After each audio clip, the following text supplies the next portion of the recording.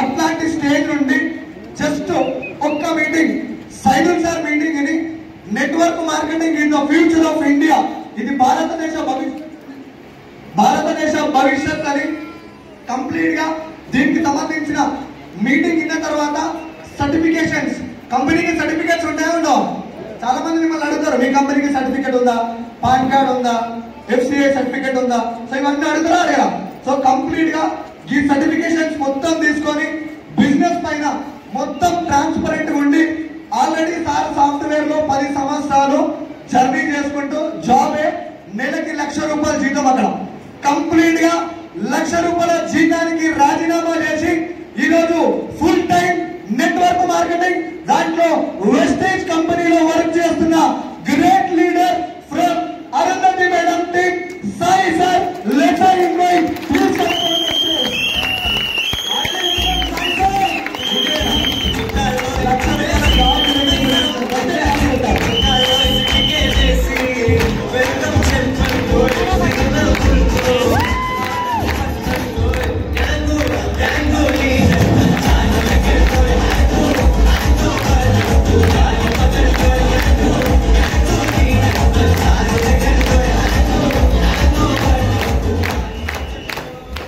ఇంతేనా?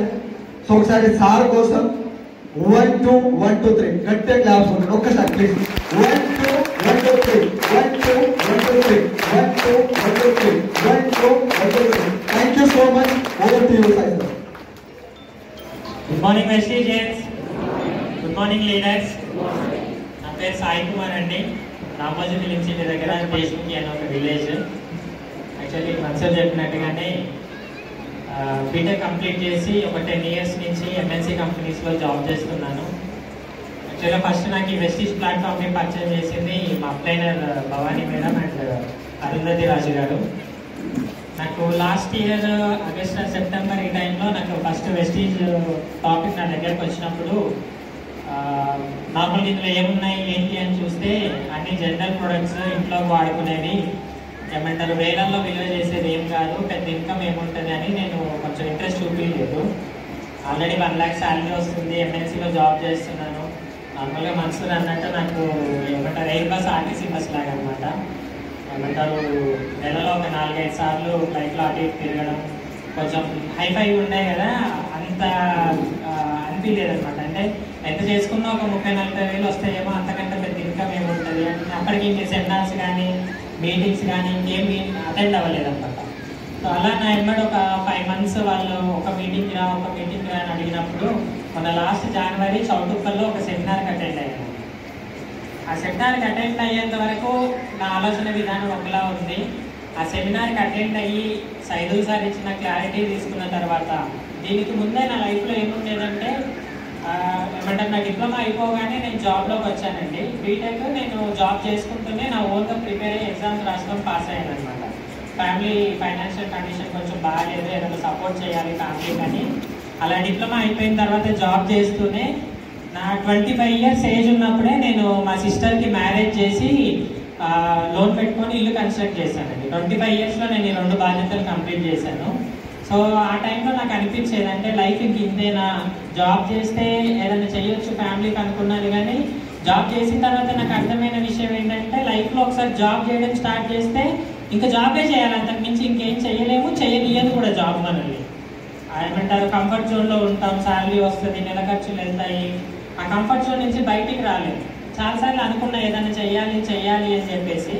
అలాంటి టైంలో నాకు ఏమంటారు సైదుల్ సార్ ఇచ్చిన క్లారిటీ తీసుకొని కంపెనీ ప్రొఫైల్ చూసి ఆ మీటింగ్లో అటెండ్ అయిన తర్వాత నేను తెలుసుకున్న కొన్ని విషయాలు. ముఖ్యంగా ఏంటి అంటే నేను అనుకున్నట్టుగా చిన్నది కాదు, ఇది నాకు ఊహకు కూడా అందంత పెద్దది వెస్టీజ్.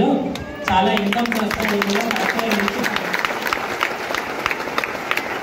నిల్చొని పని చేసుకుంటే కనుక నాకు ఒక ₹1,00,000 రావడానికి ప్రైవేట్ కంపెనీలో 10 సంవత్సరాలు పట్టింది.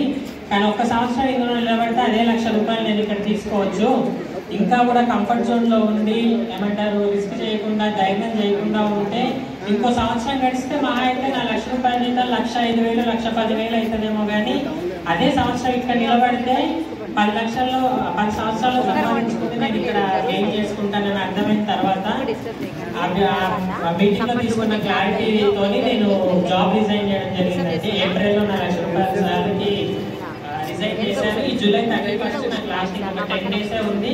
ఈ 10 days లో కూడా ఈ బూట్ క్యాంప్ కి 2 రోజులు లీవ్ పెట్టాను. తర్వాత గోవా ట్రిప్, ముంబై ట్రిప్ ఉన్నాయి. ఈ 10 రోజులు కూడా నన్ను ఊరికే వదలట్లేదు. సో ఆగస్టు నుంచి నేను ఫుల్ టైం చేసుకోవడానికి వెస్టీజ్ డిసైడ్ అయ్యానండి. కాకపోతే నేను చాలా తక్కువ టైంలో వెస్టీజ్ గురించి తెలుసుకున్నది ఏంటి అంటే, ఒక కంటిన్యూగా సెమినార్స్ అటెండ్ అయిన తర్వాత వెస్టీజ్ అంటే నిజంగా అండి ఏమంటారు, ఒక ఈవెంట్ బిజినెస్. మనం గొడపల్ మీటింగ్ లో జరిగినట్టున్నాను. నిజంగా ఈవెంట్ బిజినెస్ అంటే నిజంగా ఒక మనిషి నాకు లైఫ్ హ్యాపీగా ఉండాలి, ప్రతిరోజు ఒక పండగలా ఉండాలి అంటే వెస్టీజ్ చేయాలి. వెస్టీజ్ నిజంగా ప్రతిరోజు జరుగుతుంటే పండగే. రెగ్యులర్గా మీటింగ్స్ కానీ, సెమినార్స్ కానీ, ఇలా బూట్ క్యాంప్ ట్రైనింగ్స్ కానీ ప్రతిదీ పండగలాగా ఉంటుంది. అంటే ఎవరైనా బిజినెస్ చేసుకుంటున్నా, జాబ్ చేసుకుంటున్నా రెగ్యులర్గా వాళ్ళ బిజీలో వాళ్ళు ఉంటారు. ఫ్రెండ్స్ని కలవలేరు, రిలేటివ్స్ని కలవలేరు, ఎవరిని కలవకుండా ఏదో సోలోగా బతుకుతున్నట్టు ఉంటుంది. బట్ వెస్టీజ్ చేసుకుంటే, ఇన్ఫాక్ట్ నెట్వర్క్ మార్కెటింగ్ చేసుకుంటే మనమే ఫ్రెండ్స్ని కలవచ్చు, బిజినెస్ గురించి చెప్పడానికి రిలేటివ్స్ ని కలవచ్చు. ఏమంటారు, జాబ్ చేస్తే ఏదైనా చేస్తే పెళ్లికి వెళ్ళడానికో ఫంక్షన్కి వెళ్ళడానికో లీవ్ దొరక్క ఇబ్బంది పడుతుంటాం. కానీ పెళ్లికి వెళ్ళినా ఫంక్షన్కి వెళ్ళినా కూడా మనకు అదొక కమర్షియల్, అక్కడ ఉన్న వాళ్ళందరితో బిజినెస్ గురించి మాట్లాడవచ్చు. సో అలా ప్రతి ఈవెంట్ ని, మనం ప్రతి మూమెంట్ ని, మనం పొద్దున్న లేచిన దగ్గర నుంచి నైట్ పడుకునేదాకా ఏ ఒక్క వ్యక్తిని కలిసినా, నిజంగా చెప్తే ఈ ఆశతో పనిచేసుకోవాలని నాకు అర్థమైంది. ఏ ఒక్క వ్యక్తిని కలిసినా ఆ వ్యక్తి నా టీంలో ఏమో ఎంఎస్ఎల్ సార్ అవ్వచ్చేమో, సైదుల్ సార్ అవ్వచ్చేమో, అవ్వచ్చేమో, ఎవరైనా కావచ్చు. ఈ ఆశ అనుక్షణం మైండ్ లో రగులుతూనే పనిచేయాలంటే నాకు అర్థమైన తర్వాత నేను ఈ డిసిజన్ తీసుకున్నా అండి. సో ప్రెసెంట్ అయితే నేను ఒక 3 months నుంచి పార్ట్ టైంగా చేస్తున్నా. పర్ మంత్ ఆన్ అండ్ యావరేజ్గా 10,000 13,000 అలా వస్తుంది. బట్ ఫుల్ టైం వస్తే ఏం చేయగలను అన్న క్లారిటీ, నమ్మకం నాకు వచ్చిన తర్వాతే ఏమంటారు నేను తీసుకున్న ఓన్ డిసిజన్ ఇది. సో ఇది నా testimony. Thank you so much.